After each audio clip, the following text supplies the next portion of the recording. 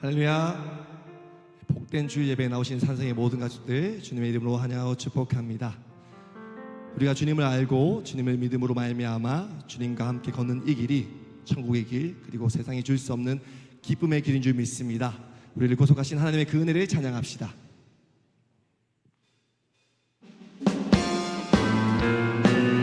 우리를 구속하시고 우리를 변하여 주시는 주님을 찬양하며 나아갑시다.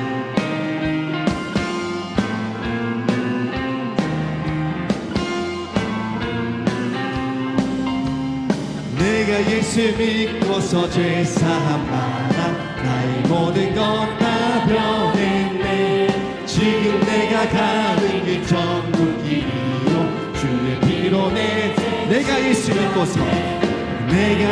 믿고서 죄사함 받아 나의 모든 것 다 변했네. 지금 내가 가는 길 천국 길이요 주의 피로 나의 모든 것 변하고 그 피로 구속 받았네. 하나님은 나의 구원 되시오니 내게 정죄 나의 모든 것 변하고 나의 모든 것 변하고 그 피로 구속 받았네. 하나님은 나의 구원 되시오니 내게 정죄함 없겠네.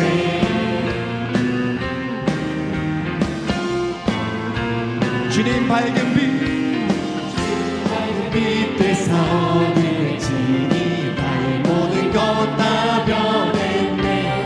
지금 내가 주 앞에 온전되네. 주의 공로를 주님 밝은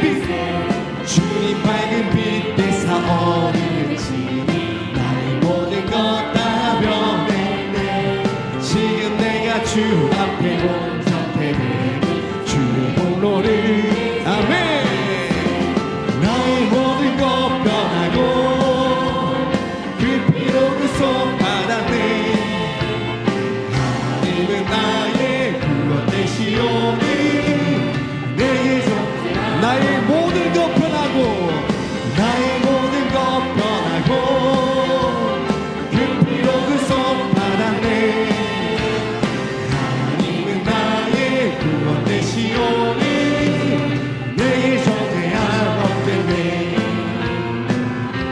나의 모든 것 변하게 하시는 주님을 박수치며 찬양합시다.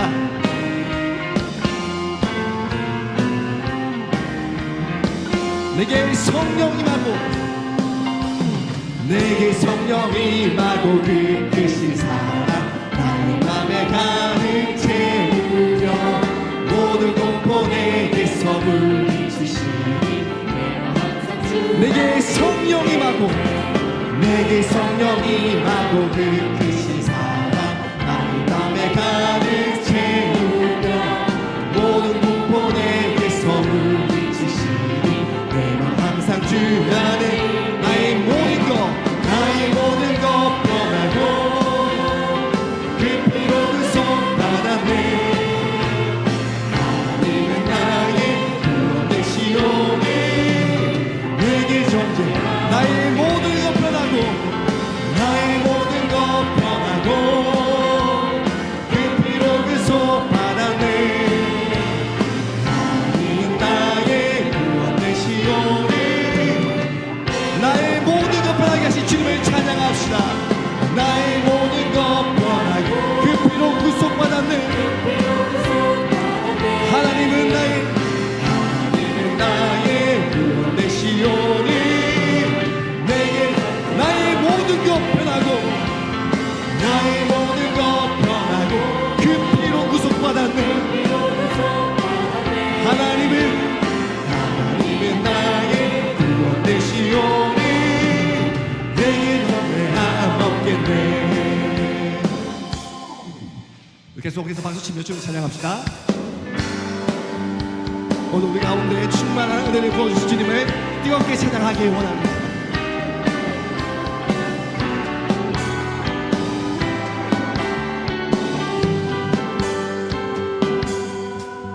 주 예수 내 맘에 들어와 계시는 변하여 새 사람 되고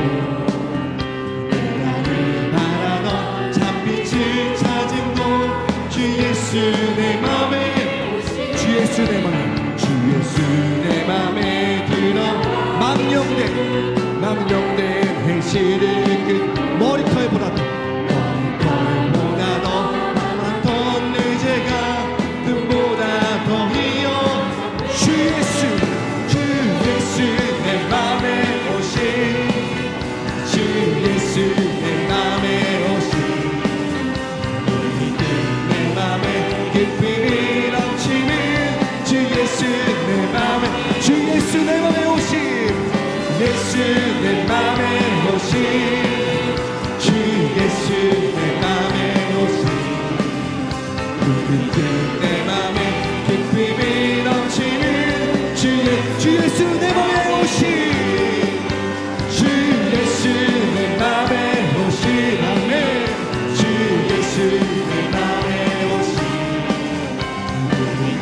내 맘에 기쁨이 넘치는 주 예수 내 맘에 오신 내 맘의 소망을 든든히 가지는 주 예수 내 맘에 의심의 구름이 사라져버린 사망의 음침한 골짜기 가다가 밝은 빛 호련히 비춰 저 멀리 하늘은 환하게 보임도 주 예수 내 맘에 주 예수 내 맘에 오신 주 예수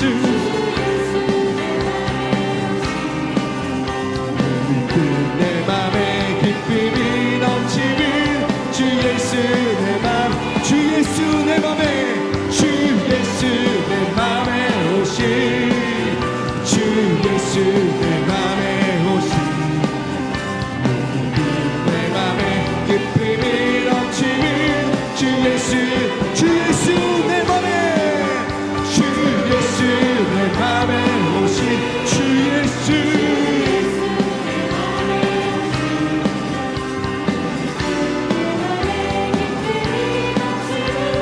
예수 내 맘에 오신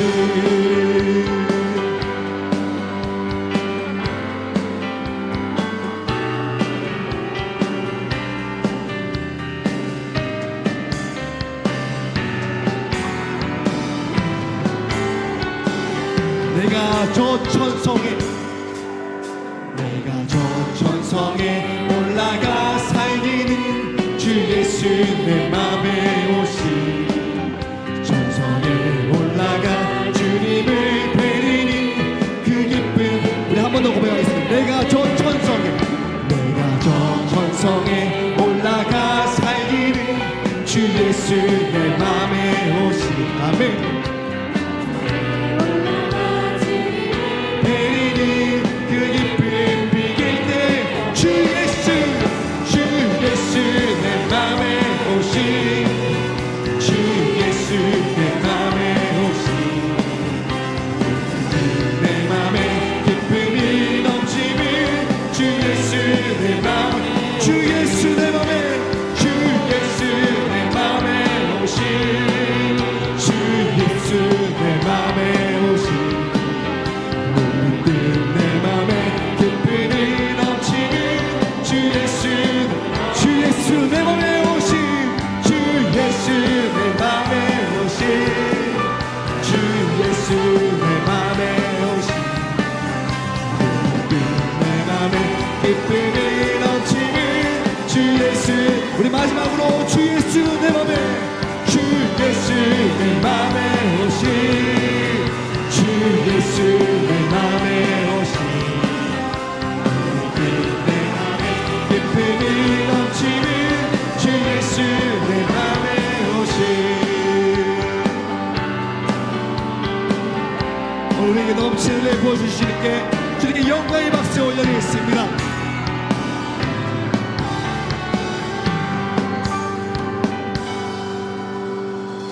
아멘. 우리에게 충만한 은혜를 부어주실 줄 믿습니다. 아멘.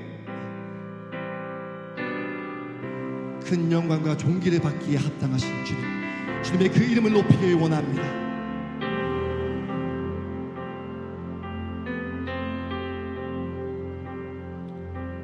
우리 주 하나님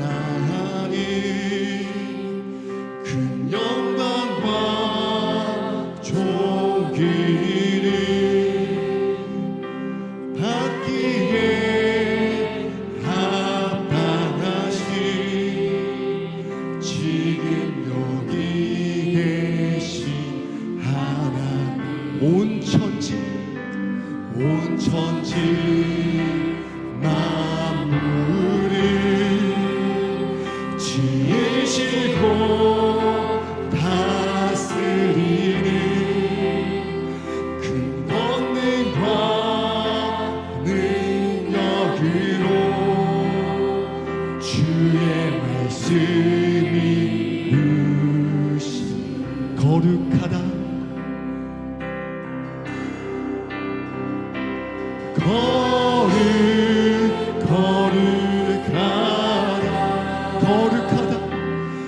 거룩하다 주 하나님 고전능하시니여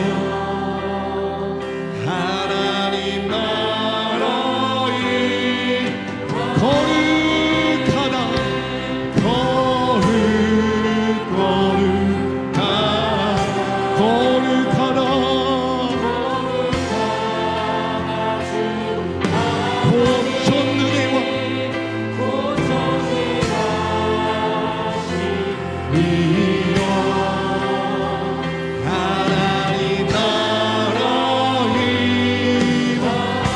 참으로 다시 한번 고백하기 원합니다.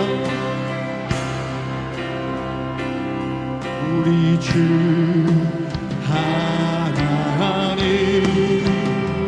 큰 건강과 존귀를 받기에 합당하신 지금 여기 계신 온 천지 만물을 지으시고 다스리는 큰 권능과 능력으로 주의 말씀을 거룩하다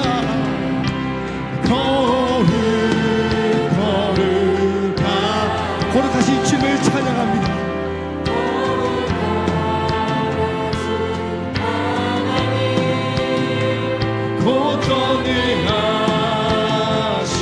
고전능하시니여 하나님 나라 거룩하다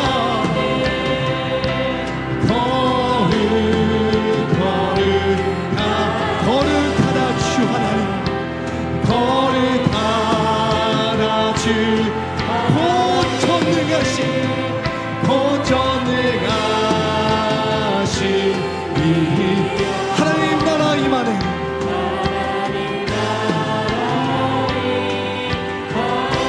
어제도 계셨고 지금도 역사하신 주님을 찬양합니다.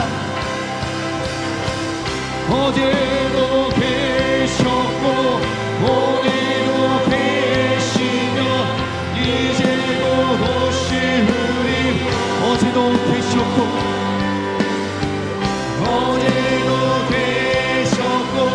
오늘도 계시며 이제도 오실 어제도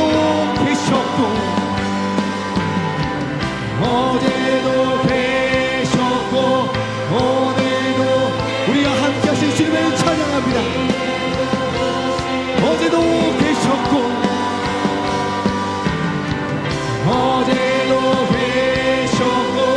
오늘도 계시며 이제도 오실 거룩하다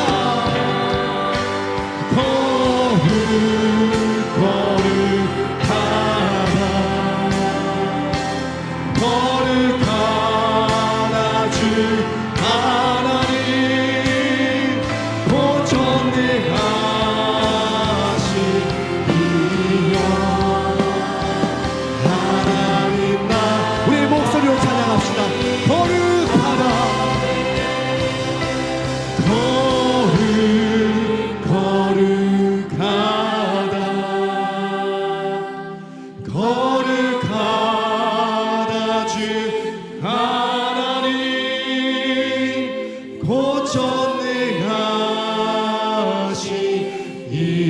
고전능하시니요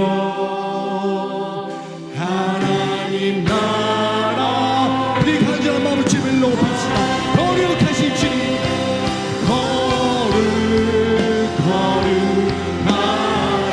거룩하신 하나님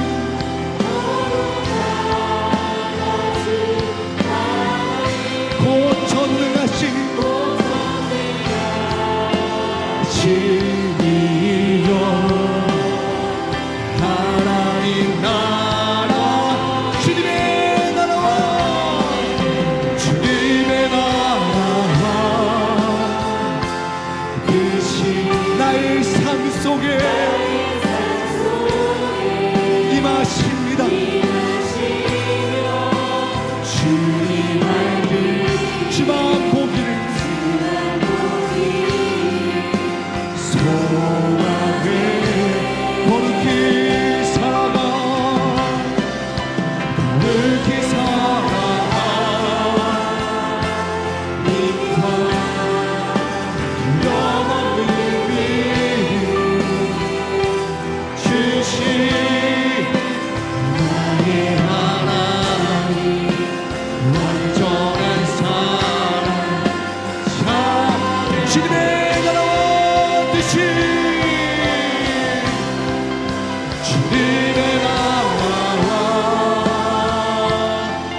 나의 삶 속에 임하십니다.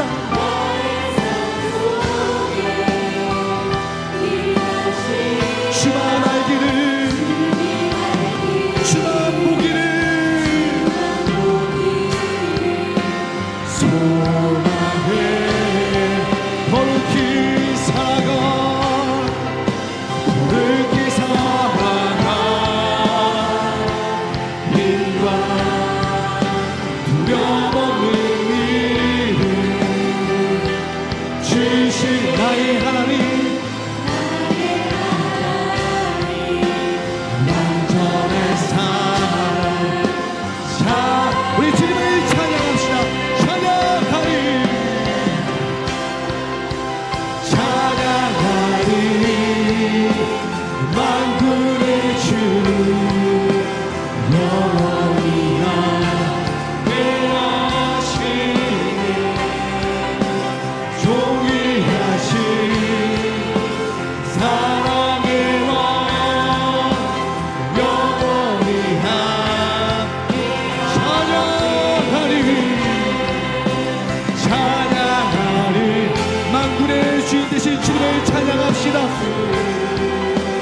영원히 함께 하신 존귀하신 주님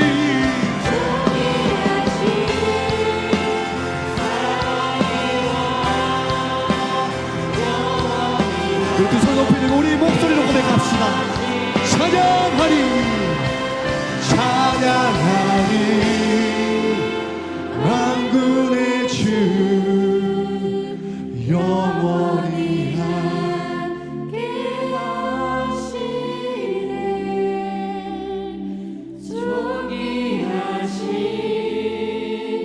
사랑의 왕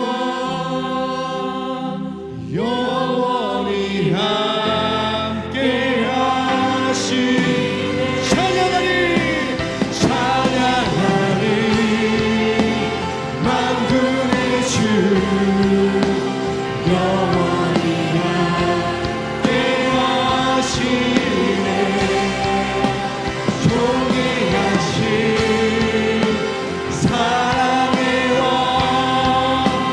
영원히 함께 찬양하리 주님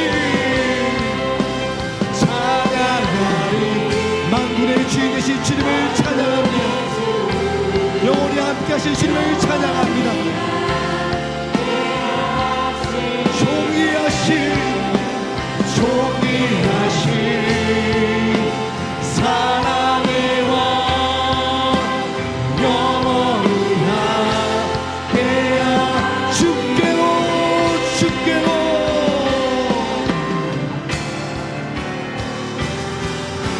주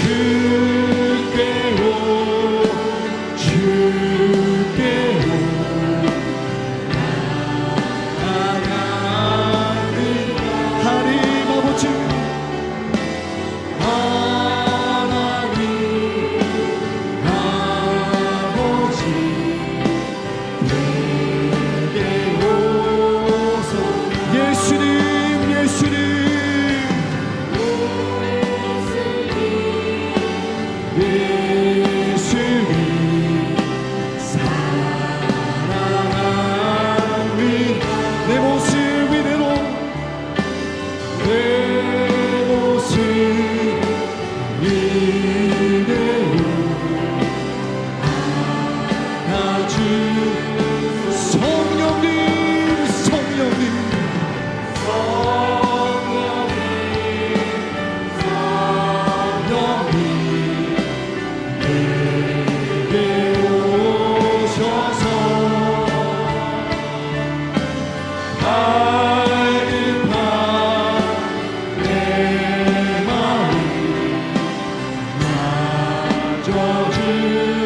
다 같이 차례 쳐서 찬양하겠습니다.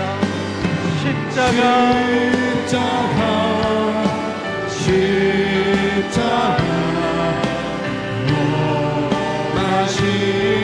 십자가 나의 죄를 위하여 죽으셨네. 고난 받으셨네.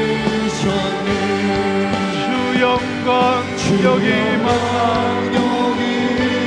마사 열방야의 빛 비추소서. 주의 얼굴을 구할게. 주의 향기 머무소서. 주 영광 이 자리에 임하여 주 영광 여기 임하사 열방야의 빛 비추소서. 주의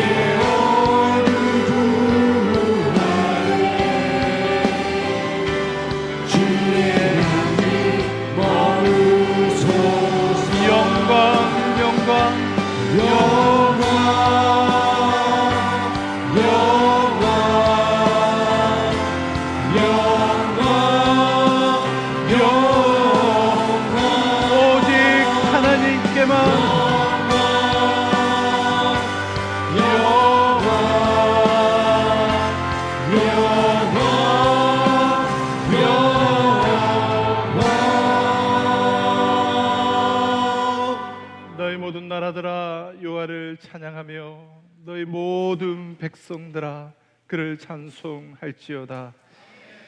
우리에게 향하신 여호와의 인자하심이 크시고 여호와의 진실하심이 영원함이로다. 아멘. 전능하사 천지를 만드신 하나님 아버지를 내가 믿사오며 그 외아들 우리 주 예수 그리스도를 믿사오니 이는 성령으로 잉태하사 동정녀 마리아에게 나시고 본디오 빌라도에게 고난을 받으사 십자가에 못 박혀 죽으시고 장사한 지 사흘 만에 죽은 자 가운데서 다시 살아나시며 하늘에 오르사 전능하신 하나님 우편에 앉아 계시다가 저리로서 산자와 죽은 자를 심판하러 오시리라. 성령을 믿사오며 거룩한 공예와 성도가 서로 교통한 것과 죄를 사하여 주시는 것과 몸이 다시 사는 것과 영원히 사는 것을 믿사옵나이다. 아멘.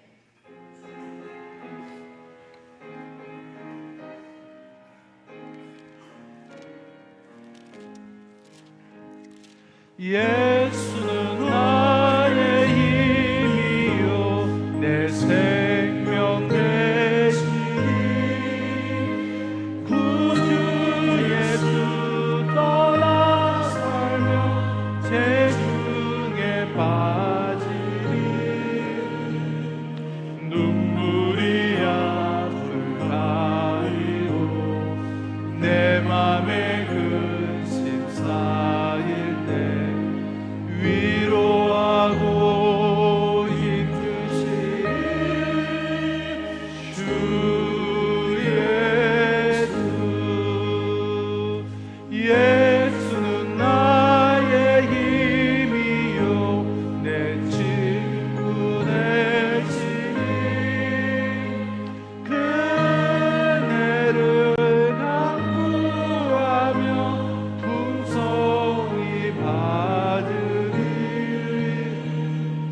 햇빛과 비를 주시니 추수할 곡식 많도다. 귀한 열매 주시느니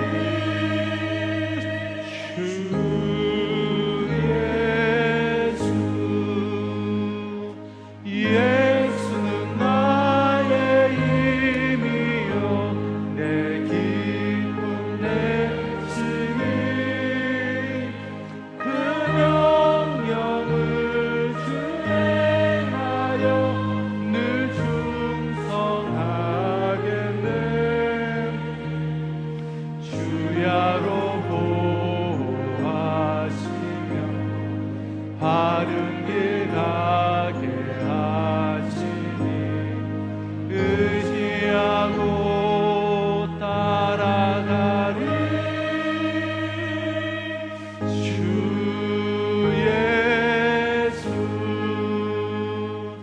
예수는 나의 힘이요 내 소망 되시니 이 세상을 떠나갈 때 곧 영생 얻으리. 한없는 복을 주시고 영원한 기쁨 주시니 나의 생명 나의 기쁨 주 예수.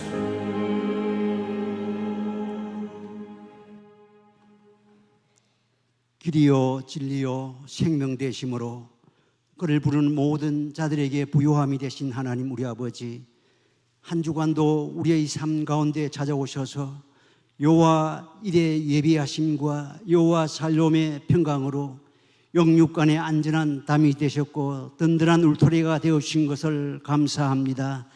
이처럼 구별된 주님의 날 하나님께서 정한 장소와 시간에 성도들의 예배를 받으시기 위하여 성령으로 임재하였사오니 존귀와 영광과 경배를 받아 주옵소서.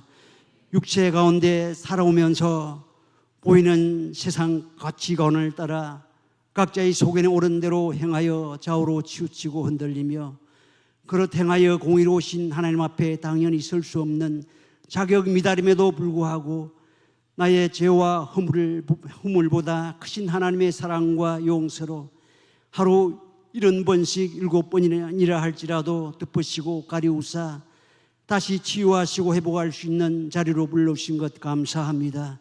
이 시간 영과 진리로 드리는 예배를 통하여 하나님을 만나고 경험하며 우리의 심령이 변화되기를 원합니다. 마음 깊은 곳에 여전히 자리 잡고 있는 쓴뿌리와 고차가 된 영적 습관을 하나님의 능력으로 과감히 청산하기를 원하오니 성령께서 도와주옵소서. 또 한 주간 믿음으로 살아가기 위해 오늘도 전투하는 심령으로 은혜를 사모하는 마음을 주사 어떤 상황과 형편에 이르든지 위의 것을 바라보며 거룩한 삶의 예배를 드릴 수 있는 능력을 소유하는 영적 시간 되게 하여 주옵소서. 하나님께서 산성 공동체를 통하여 거룩한 사역들을 감당케 하여 주시니 감사합니다.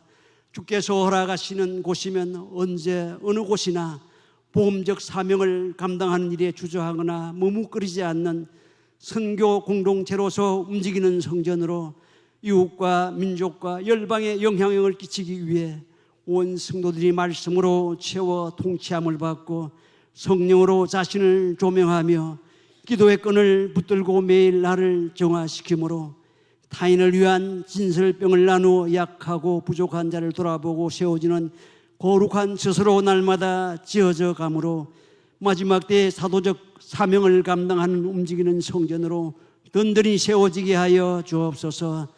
믿음은 들음에서 나며 들음은 그리스도의 말씀이라 하셨으니 이 말씀을 선포하시는 목사님께 성령의 충만함을 부어주시고 듣는 모든 자들에게 부드럽고 겸비한 마음을 주옵소서. 너희가 즐겨 순종하면 아름다운 땅의 소산을 먹으리라 약속하셨사오니 이 약속 붙들고 기쁨으로 순종하게 하여 주옵소서. 마음과 시간 들여 준비한 찬양을 올려드리고자 하오니 하나님께 영광이요 성도들에게 치유와 회복이 되게 하여 주옵소서. 예수님의 이름으로 기도하옵나이다. 아멘.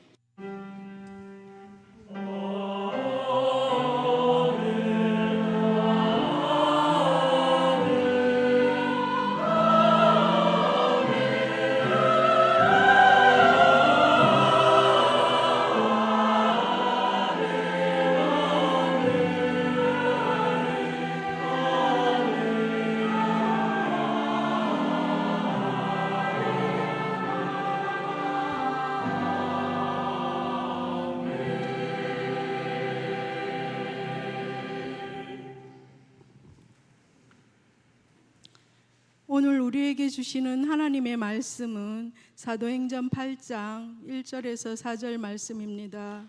사도행전 8장 1절에서 4절 말씀을 제가 봉독하도록 하겠습니다. 사울은 그가 죽임당함을 마땅히 여기더라. 그 날에 예루살렘에 있는 교회에 큰 박해가 있어 사도 외에는 다 유대와 사마리아 모든 땅으로 흩어지니라. 경건한 사람들이 스데반을 장사하고 위하여 크게 울더라. 사울이 교회를 잘멸할세 각 집에 들어가 남녀를 끌어다가 옥에 넘기니라. 그 흩어진 사람들이 두루 다니며 복음의 말씀을 전할세. 아멘.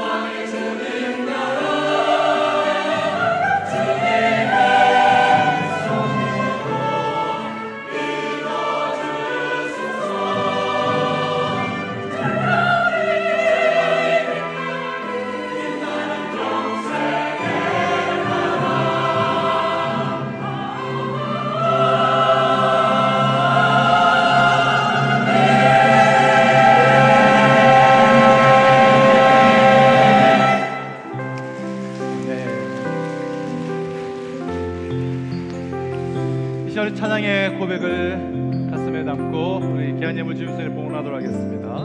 먼저 그 나라와 그 일을 구하라. 먼저 그 나라와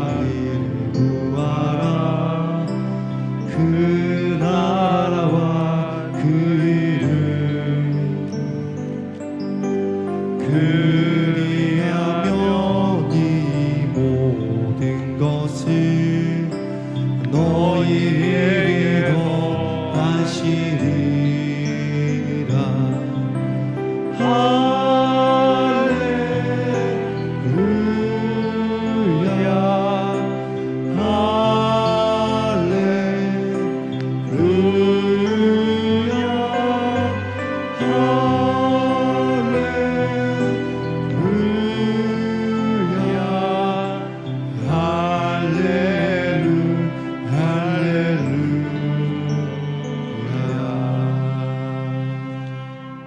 네, 우리 주일 2부 예배에 나오신 우리 모든 성도님들을 주님의 이름으로 환영하며 축복합니다.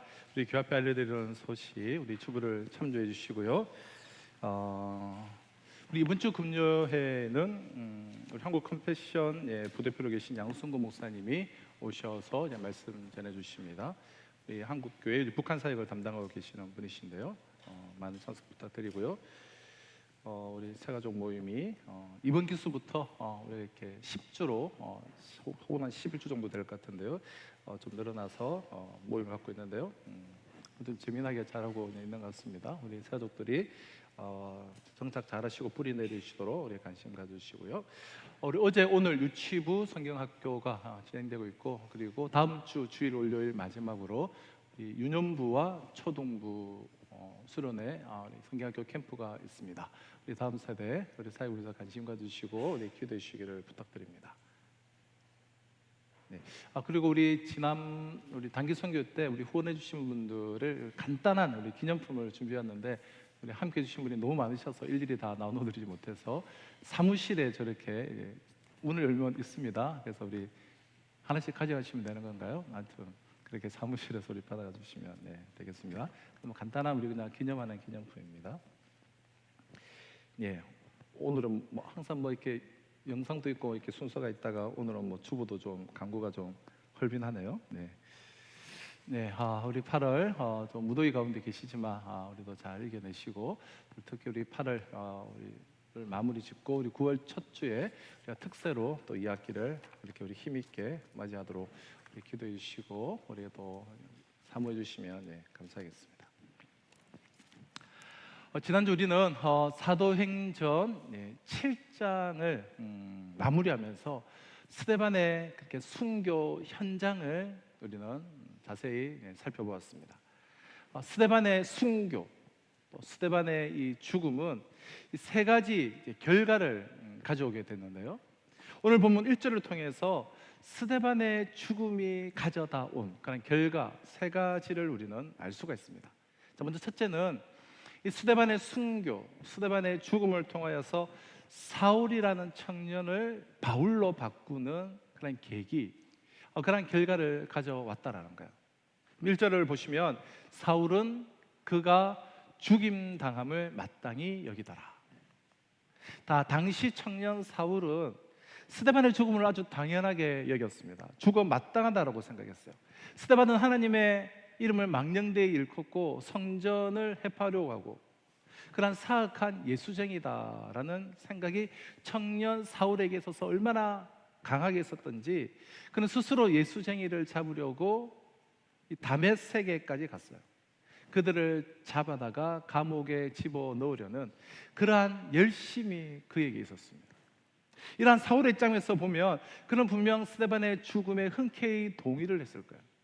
그리고 저 사람은 죽어야 마땅하다라고 매우 좋아했을 거예요.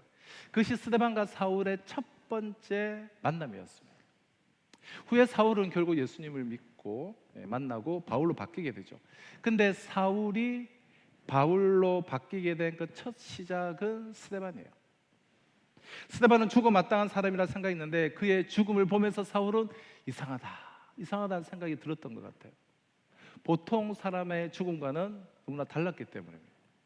스데반의 죽음을 두 눈으로 직접 목격한 사울에게는 실로 엄청난 충격이 아닐 수가 없었습니다. 돌에 맞아 그렇게 피투성이가 되어가면서까지도 자기에게 돌질하는 자들을 위해서 기도하며 마치 잠자던 너무나 평화롭게 죽어가는 이 스데반의 죽음은 사울에게 있어서 충격 그 자체였습니다. 돌에 맞아 죽는 그 극한 상황 속에서 사람이 그런 모습으로 임종을 할 수 있다는 것은 사울로서는 그동안 듣도 보도 못한, 상상조차 못했던 일이기 때문에 스데반의 순교 모습은 그 사울의 그 가슴에 지워지지 않는 선명한 영상으로 깊이 새겨졌습니다. 그리고 이것이 다메섹으로 향하는 길에서 사울이 홀로 주님의 음성을 듣고 회심할 수 있었던 동기가 되었습니다. 스데반의 죽음을 목격한 그 충격이 주님을 향한 그 사울의 눈과 길을 활짝 열어놓았던 거예요. 스데반의 죽음은 그러므로 무의미한 것이 아니었습니다. 순교자의 피는 하나님의 뜻을 이루고 있어요. 순교의 피는 소리 없이 잔잔히 흘러도 거기에는 반드시 열매가 있습니다. 스데반은 헛되이 죽은 것이 아니에요. 자기보다 더 위대한 이 복음 전도자를 남겨놓고 대신 죽인 그 한 사람의 죽음을 통해 또 다른 위대한 전도자를 탄생시키는 그러한 역사를 만들어낸 것입니다. 자, 스데반의 죽음이 가져오는 결과 두 번째는 스데반의 죽음은 박해를 가지고 왔습니다. 자, 이어지는 1절에 그날에 예루살렘에 있는 교회에 큰 박해가 있었다는 거예요. 스데반의 죽음은 이 박해의 기폭제가 되었습니다. 여기서 우리는 역설적인 사실을 보게 되죠. 스데반의 죽음을 통하여서 그를 죽이는 데 앞장섰던 사울이 바울로 바뀌게 된 역설적인 결과가 있었다면, 이번에는 순교의 결과가 더 좋은 쪽으로 나오지 않고 더 나쁜 쪽으로 나왔다라는 역설적인 사실이에요. 스데반이 그렇게 순교를 했는데 그것을 계기로 박해가 더 심하게 밀고 들어왔다는 거예요. 박해와 고난을 좋아할 사람은 아무도 없습니다. 그러나 우리가 구약 성경에서부터 신약 성경까지 쭉 우리가 자세히 살펴보면 하나님의 사람들은 박해를 통해 성장을 했고 하나님의 나라도 박해를 통하여서 이 땅에 확장되어져 갔음을 우리는 알 수가 있습니다. 그럼 예루살렘의 이 박해 때문에 교회가 무너졌습니까? 정반대죠. 예루살렘의 그 박해 때문에 초대교회는 더욱더 확대되었습니다. 예루살렘의 그 대핍박으로 인하여서 비로소 온 유대와 사마리아와 땅끝까지 복음이 전해지게 되었어요. 예루살렘 교회에 대핍박이 일어나서 성도들이 예루살렘에서 도저히 살지 못해서 피난을 가게 됐는데 온 유대와 사마리아와 땅끝까지 주님의 증인이 되고 곳곳에 교회가 들어서게 됐습니다. 그럼 고난 없이 신앙은 성장하지 않습니다. 박해 없이 하나님의 나라가 확장되어져 가는 법은 인류 역사 이래에 없었어요. 이것은 굉장히 놀라운 역설이죠. 모세 그 개인의 삶을 보면 그도 40여 년의 강야 생활이라고 하는 그런 대가를 그는 치렀습니다. 만약 위대한 지도자 모세가 그 40년의 삶을 광야에서 보내지 않았다면 과연 그가 이스라엘 백성의 그 출애굽을 인도하는 민족의 대지도자로서의 큰 일을 감당할 수가 있었을까요? 분명히 우리 신앙은 고난이라는 영양소를 필요로 하는 것 같아요. 그럼 이것은 요셉도 마찬가지요, 다니엘도 마찬가지요, 다윗도 마찬가지요. 누구나 마찬가지였어요.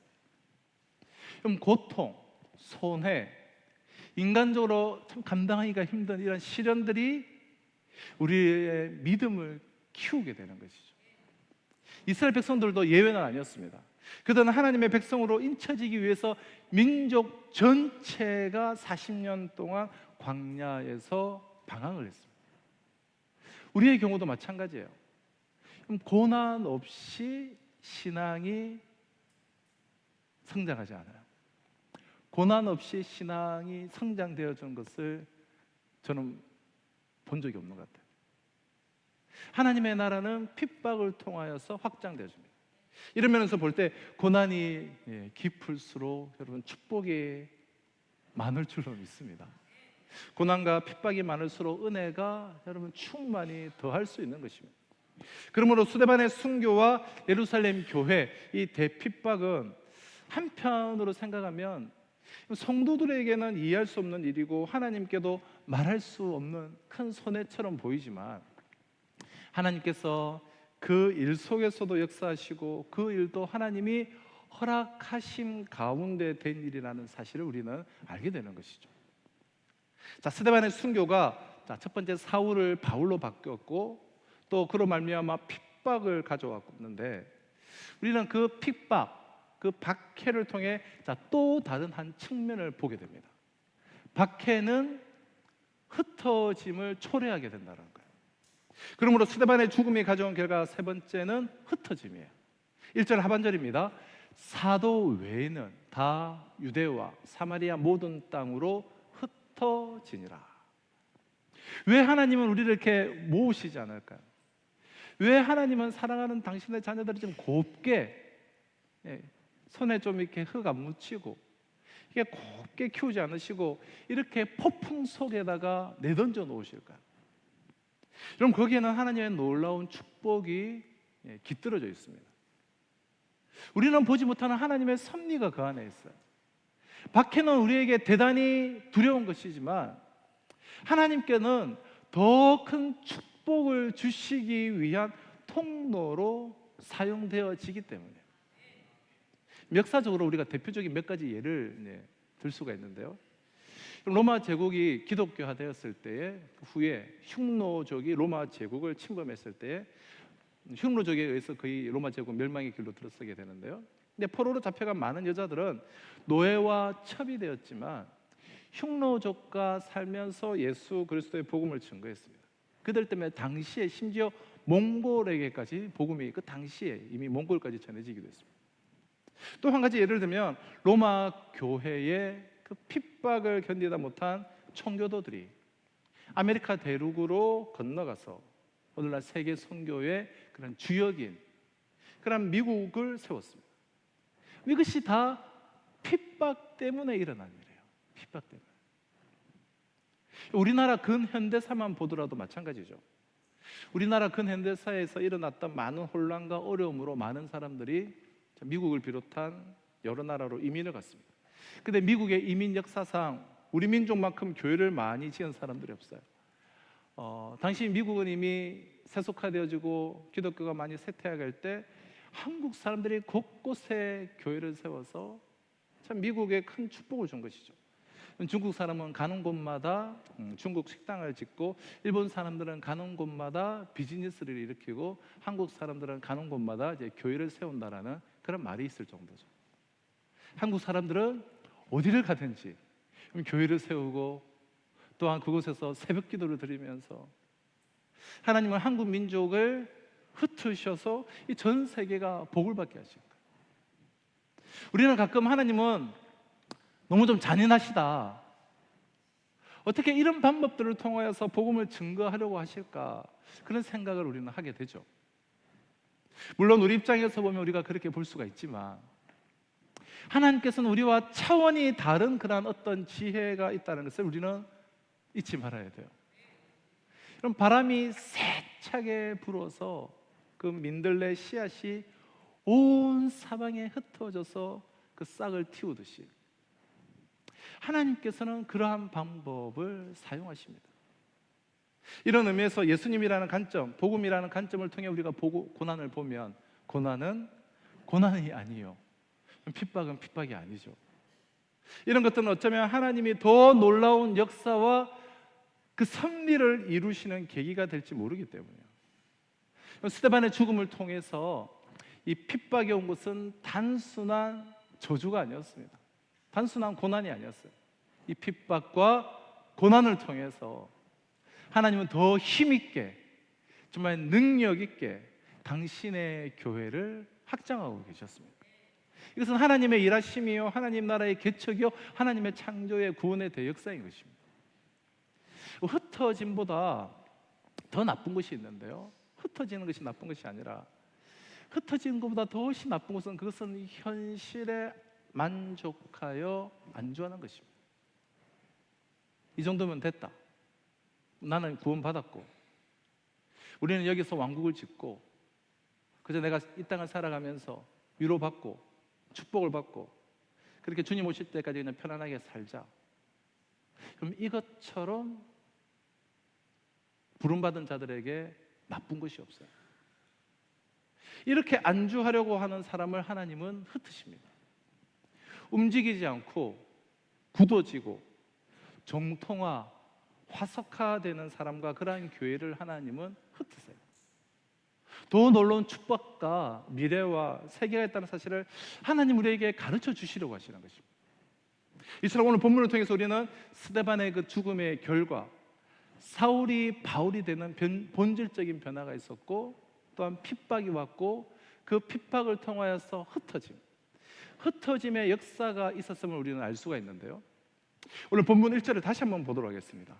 사울은 그가 죽임당함을 마땅히 여기더라. 그날에 예루살렘에 있는 교회에 큰 박해가 있어. 자, 오늘 본문 1절이 말하는 그날이란 스데반 집사가 유대인들의 그 돌에 맞아서 순교하던 그 날을 의미하겠죠. 그날. 스데반의 죽음은 그러나 그 한 사람의 죽음으로 끝나지 않았습니다. 그 사건을 계기로 예루살렘 교회에 큰 핍박이 몰려왔습니다. 어느 정도로 큰 핍박이었던지 헬라 원문에는 메가스라는 그러한 단어를 사용하고 있는데요. 이 메가스라는 단어는 이 수백만을 뜻하는 이 메가라는 영어가 이 메가스에서 나왔어요. 그러니까 상상을 초월할 정도의 메가톤급 대박해가 예루살렘 교인들을 덮쳐버린 거예요. 그 급박한 상황 속에서 오늘 본문에는 네 가지 부류로 묶을 수 있는 사람들이 등장을 하고 있는데요.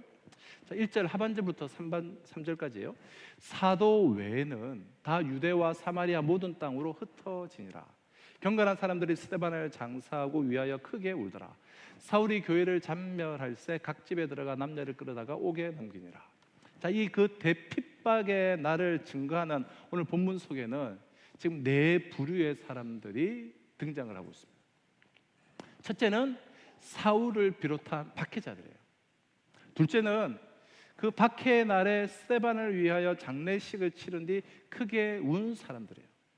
셋째는 그 엄청난 박해 속에도 불구하고 예루살렘을 지킨 사람들이고, 넷째는 박해를 피하여서 예루살렘을 떠나서 각처로 흩어진 사람들. 이렇게 네 부류예요. 이 네 부류의 사람들 가운데 오늘 본문의 상황 속에서 과연 누가 가장 성경적이었는지, 다시 말해 누가 주님의 뜻을 가장 바르게 실천한 사람이었는가를 우리가 좀 살펴보려고 하는데요. 먼저 첫 번째, 사울을 비롯한 이 핍박자들을 한번 보시면 본문 3절은 사울이 교회를 잔멸하며 남녀를 막론하고 닥치는 대로 옥에 끌어다가 넘겼다라고 증거하고 있습니다. 여기서 잔멸하다라는 말은 영국의 유명한 신학자인 F.F. 브루스라는 이 신약계의 대학자가 이 원어의 의미를 잘 추적해서 바르게 해석을 했는데요. 의미는 그런 의미예요. 산 멧돼지가 포도밭에 뛰어들어가서 잘 연글기 시작한 그 포도송이들을, 그 포도밭을 짓밟아 으깨어 부수다, 이런 의미를 그 원어의 뜻을 잘 밝혀내었습니다. 그만큼 폭력적이고도 매우 잔인했다는 거예요. 이 부류의 사람들이 하나님의 뜻과 아무런 관계가 없음은 너무나 명확합니다. 그런데 이들이 이토록 잔인한 핍박자가 된 이유가 무엇입니까? 그들이 이런 무자비한 폭력을 지금 누구의 이름으로 여러분 자행을 하고 있습니까? 그들은 하나님을 위해 하나님의 이름을 내걸고 이러한 일을 행하고 있다는 거예요. 하나님을 잘못 알고 하나님을 잘못 믿은 결과였습니다. 사도행전 9장 18절은 사울이 다메섹으로 가는 그 길 위에서 주님을 만난 뒤에 사울의 눈에서 비늘 같은 것이 벗겨졌다라고 그렇게 말씀하고 있어요. 그때부터 비로소 하나님을 제대로 볼 수 있었다라고 그렇게 증거를 합니다. 그럼 생각을 해보십시오. 눈에 비늘을 뒤집어 쓰고서 어떻게 하나님을 바르게 알 수 있으며, 눈에 비늘을 뒤집어 쓰고서 어떻게 제대로 믿을 수가 있었겠습니까? 그 상태에서 믿는 하나님이라 실제의 하나님이 아니라 자신에 의해서 만들어진 하나님의 허상일 수밖에 없기에 그때의 믿음은 결국 그 허상을 빚어내 자기 자신에 대한 집착에 지나지 않는 것이죠. 그런 사람은 열심을 내면 낼수록 실은 하나님과 더 멀어지게 되는 거예요. 그는 하나님을 믿는 자가 아니라 자기 자신을 믿는 자기 숭배자에 지나지 않기 때문에 우리가 하나님을 향한 편견의 비늘, 무지의 비늘, 자기 욕망의 비늘, 이 이기심의 비늘을 우리가 떨쳐버리지 않는다면 바로 우리 자신이 하나님을 위해 하나님의 이름으로 하나님을 대적하는 어리석은 바울이 될 수밖에 없음을 우리는 기억해야 할 것입니다. 자, 두 번째 부류는 그날에 스데반을 장사하고 크게 운 사람들이에요. 2절이죠. 경건한 사람들이 스데반을 장사하고 위하여 크게 울더라. 자, 이들은 첫 번째 부류의 사람들에 비하면 훨씬 나은 사람들임에 틀림이 없습니다. 그 엄청난 핍박의 날에 순교자를 위해 정석과 장례식을 치러줬다는 것, 어디 쉬운 일이겠습니까? 아마도 스데반과 가까운 지인들, 평소에 좀 친하던 사람들, 또 함께 어떤 지도자적인 역할을 하던 그런 사람들이 아닐까 싶어요. 근데 이것이 단순한 거칠애가 아니었으면 그들이 크게 울었다라는 사실로 그들의 마음 중심에 그 표현을 입증해 주고 있습니다. 게다가 성경은 그들을 가리켜 경건한 사람들이다라고 부르고 있어요. 그런데 우리말로 이들이 크게 울었다라고 번역된 헬라 원문의 뜻을 좀 더 정확하게 번역하면 여기에도 메가스라는 헬라 단어가 포함되어 있어요. 그래서 목을 놓아서 심히 통곡했다는 거예요. 그냥 엄청나게 통곡했다는 거예요. 이들이 그토록 목을 놓아 통곡한 이유가 무엇이었겠습니까? 본문은 스데반을 위해서였다고 밝히고 있습니다. 돌에 맞아 죽은 스데반이 너무나도 억울하고 불쌍해 보였기 때문에, 너무나 그의 삶이 안타까워 보였기 때문에. 그러나 성경은 스데반의 최후를 어떻게 선포하고 있습니까? 우리가 지난주에 살펴보았잖아요. 그는 하늘을 우러러 하나님의 영광과 부활하신 주님께서 하나님의 우편에 서신 것을 그는 목도하고 있었습니다. 그는 주님을 향해 자기에게 돌팔매질한 자들의 죄를 용서해 주실 것을 주님에게 간구를 했어요. 그리고 주님께 자신의 영혼을 맡기고 마치 잠을 자듯이 평안하게 잠을 자았어요. 영원한 생명의 근원이신 주님께서 그를 품어주셨던 거예요. 스데반은 결코 실패자가 아니었습니다. 그는 온전한 주님의 성전이었어요. 그의 육체가 돌에 맞아 죽는 것으로 모든 것이 다 끝나버린 것도 아니었습니다. 오히려 성경은 그가 최후의 승리자였음을, 눈부시게 찬란한 영원한 그 생명을 새로이 시작하고 있음을 선포하고 있었습니다. 물론 이 세상에서 마지막 육신의 작별을 한다는 것은 서운한 일이죠. 아무리 천국과 영생을 믿는 그리스도인이라 할지라도 죽음을 통해 그 헤어짐을 우리가 슬퍼할 수가 있습니다. 그럼 그럴지라도 그리스도인들에게 있어서 죽음이 만사를 제쳐놓고 심히 통곡할 일일 수는 없어요. 죽은 자가 불쌍해서 통곡할 수는 더더욱 없습니다. 진짜 불쌍한 자가 누굽니까? 믿는 자의 죽음은 그 죽음의 형태가 어떠하든 상관없이 죽은 자는 바로 그 죽음을 통해서 이 세상과 비교할 수 없는 것, 믿는 자의 그 최후의 목적지인 영원한 천국에 진정한 안식과 쉼이 있는 그곳에 입성을 했기 때문에, 그럼에도 불구하고 오늘 본문 속의 사람들은 목을 놓아 심히 통곡했습니다. 메가스급으로. 돌에 맞아 죽은 스데반이 불쌍해서 그들은 통곡하지 않을 수가 없었습니다. 그들의 이 내세간이 믿지 않는 사람들과 별 다를 바가 없었다. 죽음에 가난한 그들은 믿지 않는 자들과 아무런 차이가 없었다라는 말이에요. 이런 의미에서 세상 사람들은 그들을 경건한 자라 불렀지만, 그러나 성경적인 사람들은 아니었어요. 그저께 이제 유튜브에서 죽음이 왜 겁이 나는지 저는 이해가 안 돼요라는 이런 제목의 영상이 있어서 제가 호기심을 갖고 보게 되었는데요. 클릭해서 들어가 보니 법륜 스님의 설법이었습니다. 많은 회중들을 모아놓고 설법을 하셨어요. 기독교 신자는 죽으면 어디에 간다고 그랬어? 예. 천국에 간다는데, 아니 왜 좋은 데 가는데 그렇게 두려워해? 반말로 이렇게 설법을 하더라고요. 그러니까 회중들이 와를 웃더라고요.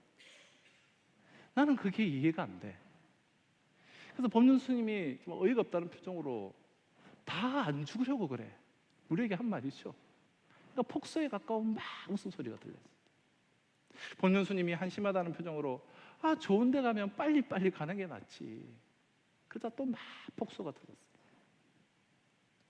저는 그 영상을 보면서 참 부끄럽다는 생각이 들었어요. 우리의 믿음의 모습이 믿지 않는 이들에 대해서 놀림감이 되고 있었겠다.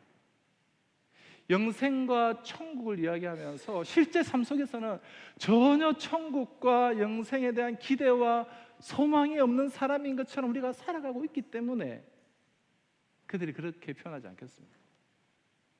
죽음에 가난한 믿지 않는 이들과 아무런 차이가 없었다는 거예요.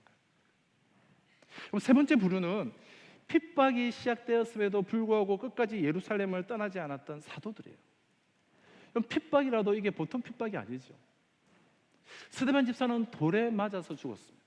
그것도 모자라 핍박자들은 마치 멧돼지가 그 잘 가꾸어진 그 포도밭을 헤집고 다니듯이 온 예루살렘을 누비고 다니면서 그리스도인들이라면 남녀를 불문하고 끌어다가 붙잡아 감옥에 잡아놨습니다.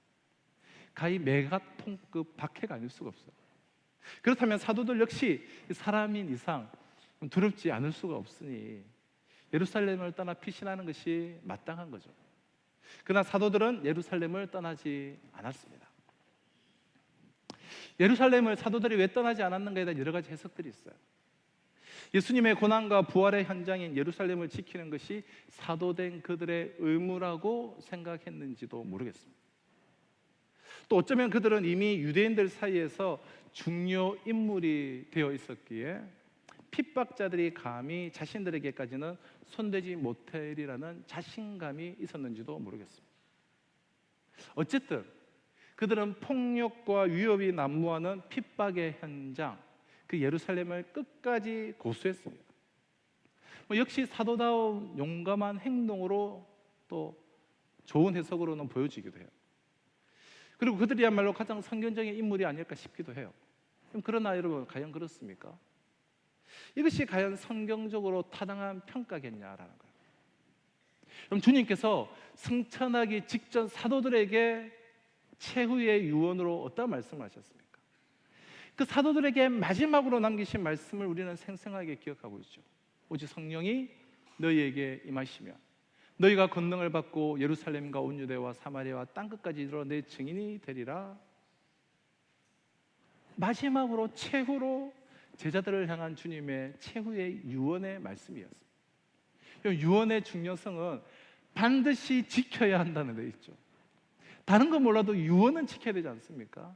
그래서 오늘날에도 죽은 사람의 유언은 법으로 우리가 보호할 정도입니다. 그럼 사람의 유언이 이 정도라면 하물며 주님의 유언은 두말해서 무엇하겠습니까? 사도들은 다른 무엇보다 주님의 유언을 반드시 실천해야만 했습니다. 그들에게 그보다 더 중요한 임무란 있을 수가 없었습니다. 그 절대적인 유언의 내용이 무엇이었습니까? 예루살렘과 온 유대와 사마리아와 땅끝까지 이르러 주님의 증인이 되라는 거예요. 즉 사도들에게 있어서 예루살렘이란 앞으로 그리스도의 증인으로 살아갈 인생 여정의 그 여정의 출발점이었을 뿐 결코 예루살렘은 종착점이 아니었다는 거예요. 그들에게는 여전히 걸어가야 할 길들이 있었습니다.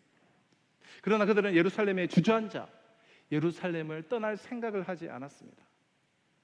제가 앞서서 긍정적으로 표현하기도 했지만, 해석하기도 했지만 또 부정적으로 표현하면 그들은 자신들의 설교에 하루 수천 명씩 회개를 하고 심지어 허다한 제사장의 무리까지 복음에 굴복하는 예루살렘의 성공에 안주해버리고 말았습니다.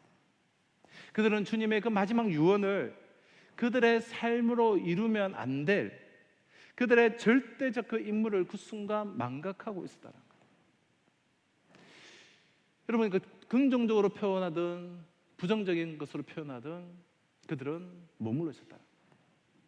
바로 이것이 예루살렘의 그 스데반의 순교를 기점으로 대박해가 시작된 이유였습니다.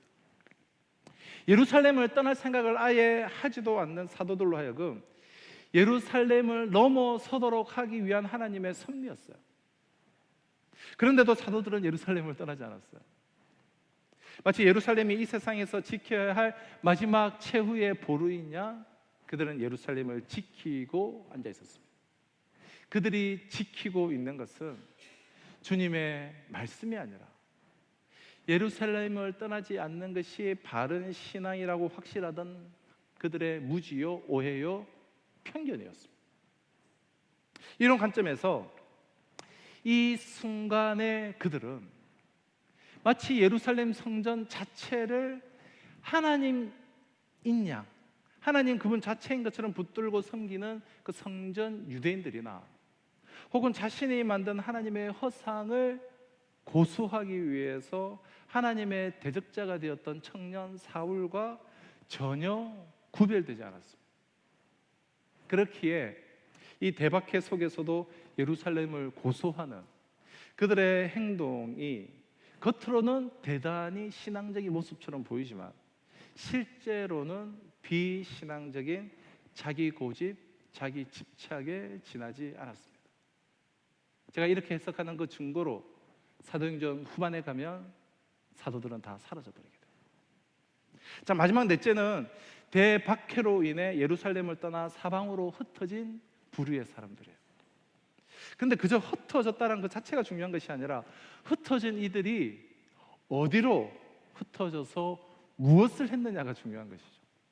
자, 본문 1절 하반절에 이렇게 증가하고 있습니다. 그날에 예루살렘에 있는 교회에 큰 박해가 있어 사도 외에는 다 유대와 사마리아 모든 땅으로 흩어지니라. 그럼 예루살렘의 교회 핍박은 그리 오래 가지 않았습니다. 그 핍박에 담긴 하나님의 그 뜻이 이루어졌기 때문에 예루살렘 교회에 임한 핍박 이면에는 하나님의 특별한 목적, 하나님의 특별한 계획이 있었어요. 그것은 예루살렘 교회를 흩어버리는 거였습니다. 그럼 3절 4절을 보면 핍박 때문에 일부는 감옥에 끌려 들어가 고생하지만 나머지 사람들은 흩어져서 사방에 두루두루 다니면서 복음을 전한 것을 알 수가 있어요. 하나님이 그들로 하여금 복음을 들고 흩어지게 하신 거예요. 그럼 사도회에 다 흩어졌다라고 기록되어 있는데 이것은 12명의 사도를 제외한 나머지 교인 전원이 다 흩어졌다라는 말은 아니에요. 그런 말이 아니라 대부분의 교인들이 흩어졌다라는 그러한 의미일 것입니다. 그들은 왜 흩어졌고 어디로 흩어졌고 무엇을 했느냐가 중요하다는 거예요. 그들은 유대와 사마리아와 모든 땅을 향해서 흩어졌습니다. 여기에서 모든 땅이란 유대와 사마리아보다 지리적으로 더 먼 곳들을 의미합니다. 그들이 흩어졌던 그 방향은 예수님께서 마지막 유언으로 명령하셨던 방향과 지금 정확하게 일치하고 있어요. 예수님의 그 유언했던 그 말씀이 여기서 비로소 성취되어지고 있어요. 그리고 그들이 그곳에서 무엇을 했는지를 본문 4절은 이렇게 말씀하고 있죠.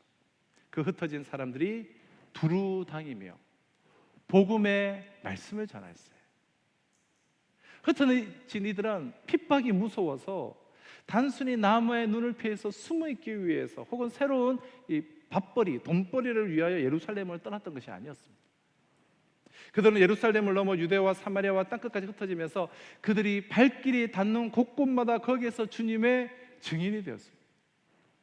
그들이 예루살렘을 떠나 흩어졌던 것은 단지 그 핍박이 두려워서가 아니라 결과적으로 핍박 속에서 예루살렘을 넘어야 한다라는 그 주님의 명령을 그들은 상기하고 그 명령에 순종하기 위해서였습니다.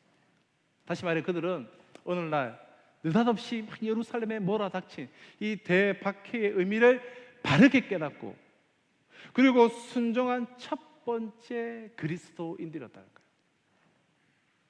하나님이 충성스러운 그들을 흩어놓는 방법으로 핍박이라는 도구를 사용하신 것뿐이에요. 모든 것을 다 내버리고 뒤도 돌아보지 않고 흩어지게 할 수 있는 가장 좋은 방법이 박해이기 때문에 만약 사람들이 서로 너는 사마리아로 가고 너는 유다로 가고 이렇게 의논했다면 시간이 얼마나 걸렸겠습니까? 핍박은 그래서 좋은 방법이에요. 핍박은 폭탄처럼 한번 터뜨리면 싹 흩어버릴 수 있는 강력한 방법이었습니다. 이런 의미에서 이 박해를 피해서 예루살렘을 떠나 사방으로 흩어졌던 이들이야말로 본문의 상황 속에서 가장 성경적이고 주님의 뜻을 가장 바르게 실천한 그런 사람들이었습니다. 바로 이들에 의해서 그럼 복음은 비로소 이스라엘의 담장을 넘어서 유대와 사마리아와 그리고 땅끝까지 이방인들과 온 세계를 향해서 확산되어졌다는 거예요. 사도행전 11장 19절로 21절은 이때의 흩어짐의 결과를 이렇게 증거하고 있는데요. 그때 스데반의 일로 일어난 환란으로 말미암아 흩어진 자들이 베니게와 구브로와 안디옥까지 이르러 유대인에게만 말씀을 전하는데 그 중에 구브로와 구레네 몇 사람이 안디옥에 이르러 헬라인에게도 말하여 주 예수를 전파하니 주의 손이 그들과 함께 하심에 수많은 사람들이 믿고 주께 돌아오더라. 스데반의 사건 뒤에 일어난 환란으로 사람들이 어디까지 흩어져 갔습니까? 그들이 원수처럼 여기며 스쳐 지나가기도 싫어하던 그 가까운 사마리아에만 간 것이 아니었어요. 베니게 그리고 구브로 그리고 안디옥에까지 갔어요. 박해를 피해 예루살렘에 떠났던 사람들 중에는 북쪽으로 지금의 시리아 지역에 있는 이 베니게에 가서 복음을 전하는 사람들이 있었는가 하면 또한 서쪽으로는 구브로 지금의 이 터키, 이 트리키예의 아래에 있는 큰 섬이 구브로 섬인데요. 그러한 섬까지 이방 지역에까지 간 거예요. 그리고 역시 지금의 트리키예에 위치한 안디옥. 자, 이 안디옥은 이방 선교의 앞으로 이제 전초 기지가 되는 것이죠. 안디옥에까지 가서 복음을 전하면서 교회를 세운 이도 있었다는 거예요. 그럼 안디옥 교회가 기독교 2000년 역사에서 반드시 언급되는 것은 두 가지 이유 때문입니다. 첫째는 이곳에서부터 주님을 믿는 사람들이 세상 사람들로부터 그리스도인이다라는 호칭으로 불렸기 때문이고, 두 번째는 이 교회에서 파송한 사도 바울에 의해서 세계 선교의 역사가 바뀌었기 때문에. 이번에 우리가 태국 단기 선교를 갔을 때 그 선교사님이 이제 개운 현지인 교회죠. 현지인들. 그런데 그 현지인들이 미얀마로 선교를 다니기 시작한 지가 벌써 한 10년 전에 이야기를 듣고 우리가 선교에 동창했더니 한 집사님 한 분이 큰 도전을 받았어요. 우리 교회는 이제 두 번째인데, 작년이 처음 두 번째인데 이 세상의 선교지에서 세운 그 열악한 현지 교회가 미얀마까지 선교를 지금 10년째 다니고 있다고 해서 깜짝 놀라고 도전을 받았다. 그럼 예루살렘 교회에서 흩어졌던 이들이 안디옥에 가서 교회를 세우고 그리스도인이라는 그 칭함을 받고 사도 바울을 파송하여서 세계 선교 역사가 뒤바뀌게 됐다. 안디옥 교회가 없었다면 세계 역사의 흐름을 돌려놓았던 사도 바울을 우리는 상상하기가 어렵습니다. 그만큼 안디옥 교회는 없어서는 안 될 교회였어요. 이처럼 중요한 안디옥 교회는 박해로 인해 예루살렘을 떠나서 흩어졌던 사람들에 의해서 시작이 되었습니다. 흩어진 이들은 사마리아도 아니고 유대도 아니고 저 바깥 지역까지 내려가서 복음을 증거한 거예요. 그 중요한 안디옥 교회가 예루살렘을 고수하고 있던 사도들이 아니라 대박해를 피해서 흩어진 이름 없는 교인들에 의해서 시작되었다는 것은 우리로 하여금 참 많은 것들을 생각나게 하는 것이죠. 오늘 본문이 사도행전에서 아주 중요한 그 비중을 딱 차지하고 있는 장인데요. 그 이유는 예루살렘에 국한되어 있던 복음이 그동안 1장에서 7장까지는 계속해서 복음은 예루살렘 안에만 머물러 있었어요. 그런 복음이 이제 이 8장을 기점으로 해서 예루살렘을 넘어 사방으로 퍼지고 유대인만을 향하던 복음이 이방인들을 향해서 확산되는 대전환점을 이 8장에서 이루고 있기 때문에 그 중요한 전환점에서 주님께 쓰임받은 사람들은 위대한 직함을 가진 사도들이 아니라 사방으로 흩어진 이름 없는 성도들이었습니다. 무명의 그리스도인 됐다. 본문에서 사용된 흩어졌다라는 단어는 헬라어로 디아스페로라는 단어예요. 디아스페로. 이 단어로부터 흩어진 사람을 뜻하는 디아스포라라는 단어가 이 동사로부터 나왔어요. 근데 본래 이 디아스페로라는 동사는 이 농부와 관련되어진 그런 단어인데요. 농부가 씨를 뿌릴 때 행동하는 그 표현으로 농부의 행동은 언제나 이렇게 씨를 뿌릴 때 표현하는 그런 동사인데요. 단 씨를 뿌릴 때 가만히 이렇게 뿌리는 것이 아니라 사방으로 이렇게 두루두루 흩어 뿌리는 그런 행동을 표현하는 단어예요. 그렇게 씨를 흩어서 뿌리는 농부의 행동은 언제나 이렇게 능동적이지만 그 씨뿌림, 농부에 의해서 흩뿌려지는 씨는 늘 수동적일 수밖에 없습니다. 그래서 우리말 성경은 다 흩어지니라라고 번역되어 있어서 마치 사람들이 이렇게 능동적으로 흩어진 것 같은 인상을 풍기고 있지만 헬라어 원문에는 이렇게 수동태로 이렇게 기록되어 있습니다. 하나님께서 예루살렘에 있는 그들을 하나님의 뜻에 따라서 사방으로 흩어 뿌리셨음을 밝히기 위해서요. 따라서 그들에게 위대함이 있다고 한다면 자신들을 흩어 뿌리시는 하나님의 손길에 순종함으로 자신들을 맡겼다라는 거예요. 그 결과 그들에 의해서 예수님 지상 최후의 명령은 동서남북 온 사방으로 결실되어질 수가 있었습니다. 반면에 본문의 상황 속에서 사도들의 잘못은 하나님이 흩어 뿌리심으로부터 자신을 고수하려고 한 자기 집착이었어요. 뿌려져야 할 장소를 그들 스스로 결정해왔다는 거예요. 지금 예루살렘 교회를 내가 지키는 것이 중요하다. 그 결과 마침내 사도행전이 제목 그대로 사도들의 행전을 기록한 책임에도 불구하고 말씀드린 것처럼 사도행전 15장을 끝으로 예수님의 직계 제자였던 이 12사도들은 사도행전에서 사라져버리고 제외되어져 버리고 맙니다. 놀랍지 않습니까? 그 후에 사도행전의 카메라는 하나님에 의해서 계속해서 흩어져 가는 이 디아스포라들, 특히 그 중에서도 가장 적극적인 디아스포라였던 바울에게로 그 모든 사도행전의 초점이 옮겨지게 되는 것이죠. 그렇다면 오늘 하나님께서 우리에게 주신 본문을 토대로 우리는 그리스도인이란 농부이신 하나님의 손에 들려진 씨라고 정의할 수가 있죠. 주님께서 요한복음 12장 24절을 통해서 이렇게 말씀하셨습니다. 내가 진실로 진실로 너에게 이르노니 한 알의 밀이 땅에 떨어져 썩지 아니하면 한 알 그대로 있고 썩으면 많은 열매를 맺느니라. 어떤 씨앗이든 죽지 않으면, 즉 썩지 않으면 열매를 맺을 수 없다는 것은 여러분 불변의 법칙이에요. 일단 뿌려진 씨앗은 그곳에서 썩어져야만 돼요. 그것만이 씨앗이 그 새로운 생명으로 살아나는 유일한 길이에요. 그렇게 모든 씨앗은 능동적이고도 적극적으로 썩지 않으면 안 돼요. 그러나 씨앗이 썩어져야 할 장소만은 씨앗이 능동적으로 선택할 수 없습니다. 씨앗에게는 그런 능력이 전혀 없어요. 그 장소를 결정할 수 있는 사람은 오직 농부뿐이에요. 농부만이 어느 씨앗이 어느 곳에 뿌려져 썩어야 좋은 열매를 맺을 수 있을지 정확하게 알고 있어요. 그래서 그렇게 정확하게 뿌리세요. 그러므로 씨앗의 입장에서 본다면 자신을 농부의 손에 온전히 맡기는 것보다 더 현명한 일이 없어요. 농부가 뿌리는 대로 가서 떨어지는 것이 가장 현명한 일이에요. 인생도 이와 같아요. 내가 흩뿌려져야 할 장소를 선택할 능력이 내게는 전혀 없습니다. 하나님께서 내게 가장 적합한 곳을 찾아서 뿌려주시지 않으면 안 돼요. 그리고 그곳에서 진리의 열매를 위해서 썩어지지 않으면 안 되는 것입니다.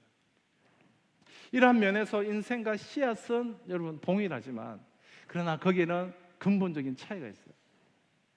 씨앗은 한 장소에 뿌려지는 것으로 끝나지만 우리 인생은 하나님에 의해서 몇 번이건 장소를 옮겨가며 디아스페이로 즉 흩뿌려지게 된다는 거예요. 모세는 노예의 움막에 뿌려졌다가 이내 왕궁으로 옮겨서 뿌려졌으며 또 미디안 강야와 또 애굽을 거쳐서 요단강에 이르기까지 하나님에 의해서 거듭 옮겨 뿌려짐으로, 그러나 그 뿌려진 곳에서 온전히 썩어짐으로 출애굽의 대역사를 이루었습니다. 만약 모세가 그 중에서 단 한 장소에만 집착을 하려고 했다면, 가라고 하는데도 가지도 않고 한 곳에만 집착하려고 했다면 그를 통한 출애굽은 불가능했을 것입니다. 본문 속의 사람들 또한 마찬가지였습니다. 그들은 예루살렘에 뿌려진 사람들이었지만 하나님께서는 하나님의 때가 되었을 때 그들을 동서남북으로 흩어 뿌리심으로 인류의 역사를 새롭게 하셨습니다. 여러분, 마산에는 평생 한 번도, 제가 45살에 왔는데요, 그동안 45년 동안 한 번도 마산 근처도 와본 적이 없던 제가 줄과 그동안 이제 서울에서 사역하다가 마지막으로 부산에서 부목사 사역을 하고, 그런데 제가 지금 이곳에 있는 건 역시 하나님께서 저를 이곳에 흩뿌려 주셨음을 믿기 때문인 것이죠. 다시 말해서 저의 작은 삶을 통해 이곳에서 이루실 하나님의 역사가 있음을 확신하고 기억하기 때문입니다. 그럼 교회가 해야 할 중요한 일은 흩어 뿌려져서 죽는 거예요. 즉 복음 증거예요. 우리 주님이 가라고 하는 곳으로 증인된 삶을 살아가는 거예요. 예수님 때문에 핍박을 받아 모든 것을 잃어버린 자들을 한번 보십시오. 집도 생업도 포기하고 가족이 뿔뿔이 흩어져 나그네가 된 사람들. 세상적으로 보면 완전히 이 패배자가 된 것 같지만 그들은 가는 곳마다 복음 전하는 일에 열중하는 증인들이 되었습니다. 움직이는 성정, 이동식 증거의 장막들로 살아갔습니다. 그럼 예수 믿고 영원한 생명을 얻었습니까? 그렇다면 우리는 복음의 증인이 되어야 돼요. 이동식 증거의 장막이 되어야 돼요. 교회가 이 땅 위에 존재하는 이유는 예수 그리스도를 몰라 영원한 멸망의 자리로 떨어지는 수많은 사람들을 건져 올리기 위해서 교회는 이 지상에 존재합니다. 그럼 초대교회 성도들은 핍박으로 흩어져서 나그네가 되어도 이 복음 전하는 일에 힘을 다했습니다. 예루살렘 교회 성도들은 하늘에 썩는 미랄이 되어서 사마리아에서, 구브로에서, 베니게에서 수많은 열매를 맺게 됩니다. 유다 각지는 물론이고 또 안디옥에서도 풍성한 열매를 맺었습니다. 사랑하는 성도 여러분, 하나님은 교회를 위해서 움직이는 교회인 우리를 다 흩으십니다. 그러므로 움직이는 주님의 성전인 우리는 하나님에 의해서 흩어진 사람, 즉 디아스포라가 되어야 돼요. 2000년 전 인간의 모습으로 이 땅에 오셨던 주님께서는 하나님의 아들이셨습니다. 그분은 이 땅 위에서 비천한 인간의 모습으로 사실 분이 전혀 아니었어요. 그럼에도 그분은 이 땅에 오셔서 그러한 인간의 모습으로 이 땅에서 사셨습니다. 당신을 이 땅 위에 흩뿌리시는 하나님 아버지의 뜻에 순종했기 때문에, 당신 자신이 하나님에 의해 이 땅 위에 디아스페이로, 즉 흩어지심으로 온 인류를 구원하는 생명의 구주가 되셨습니다. 만일 주님이 그 하늘에만, 그 천상에만, 그 천군 천사에 둘러싸이는 그 보좌에만 집착하셨더라면 결코 있을 수가 없는 생명의 역사였습니다. 우리는 그 주님을 믿는 그리스도인들이에요. 그렇다면 우리가 하나님의 나라의 디아스포라이신 주님을 쫓아 이 땅의 디아스포라가 된다는 것은 그리스도인들의 의무인 동시에 우리의 특별한 권리가 아닐 수가 없습니다.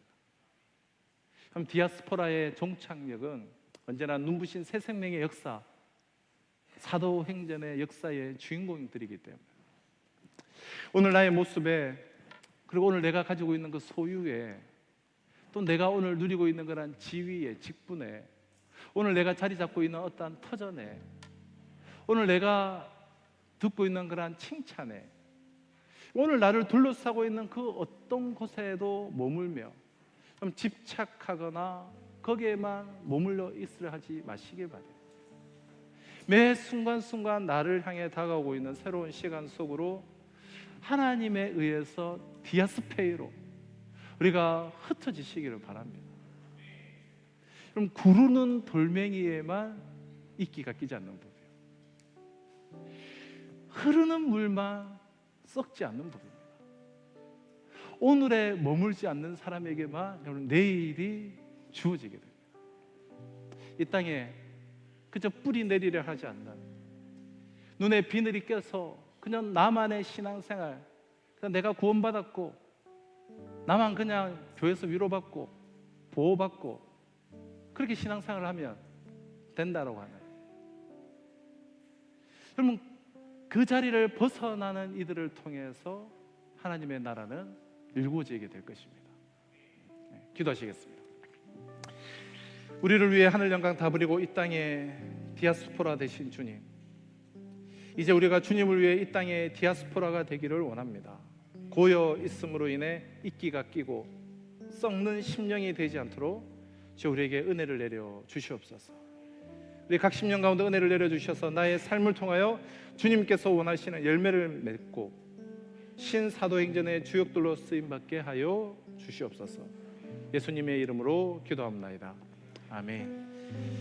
우리에게 주신 약속의 말씀을 가슴에 깊이 새기며 우리에게 결단의 찬양 함께 찬양해 나도록 하겠습니다. 우리는 주의 움직이는 교회, 이것은 주님을 위한 자리. 우리 믿음의 고백을 함께 우리 찬양하도록 하겠습니다. 이는 주의 움직이는 교회, 이곳은 주님을 위한 자리. 내가 기도하는 모든 땅 위에서 하나님 예배하는 나를 고대하네. 나를 우리 다 같이 자리에서 일어나서 한 번 더 찬양하겠습니다. 우리는 주의 움직이는 교회, 우리는 주의 움직이는 교회, 이곳은 주님을 위한 자리. 내가 기도하는 모든 땅 위에서 하나님 예배하는 나를 고대하네. 나를 고대하네. 날 노래로 주님의 성전을 지으니 높임을 받으소서. 이스라엘의 찬송 중 거하신 주님은 거룩하십니다. 두 손 들어 주님의 보좌를 만들고 온 마음 다해 경배하리.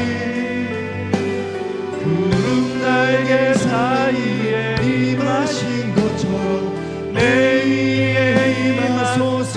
하나님 우리가 이곳에 섰으니 이 땅을 치유하소서. 하나님 우리가 어디에 있든지 주를 높이리라. 열방들아 주님을 송축할지어다. 그 발 아래 입맞추라. 영원한 통치자 주 예수 그리스도 그를 위하신 왕. 우리는 주의 움직이는 교회, 우리는 주의 움직이는 교회, 이곳은 주님을 위한 자리.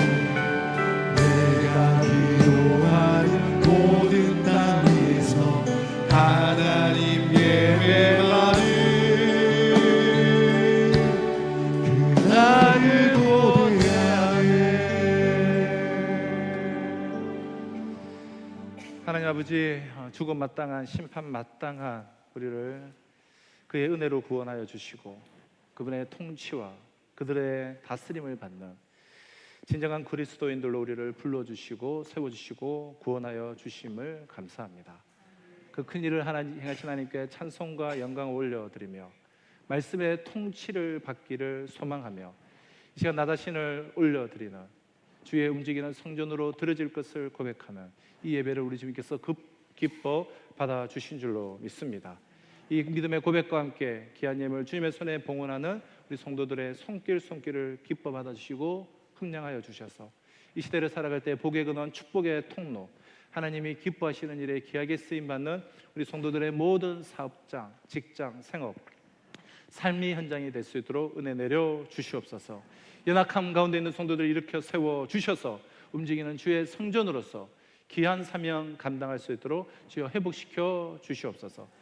오늘도 열방을 품고 나가는 모든 선교사님들과 우리 함께 협력 동력하는 선교사님들, 그리고 이 지역에서 함께 하나님의 교회를 세워나가는 모든 하나님의 교회들 가운데도 은혜 위에 은혜를 더하여 주시옵기를 간절히 바라옵고 소원하며, 지금 우리 주 예수 그리스도의 은혜와 하나님의 사랑과 성령의 역사 교통하심이 머물러서 안주하며 굳어져서 전통화되고 화석화되어 교회의 본질적 사명이 무엇인지, 교회의 성도의 그리스도인의 부르심이 뭔지 망각한 채 주저앉아 있는 것이 아니라 하나님이 보내시는 현장으로, 하나님이 씨를 뿌리는 그 삶의 현장으로 내가 나아감으로 움직이는 주의 성전이 되어서 생명의 열매를 수확하여 하나님께 영광 올려드리기를 소망하는 우리 성도들과 이번 한 주의 삶 가운데 지금으로부터 영원토록 항상 함께 있을지어다. 아멘.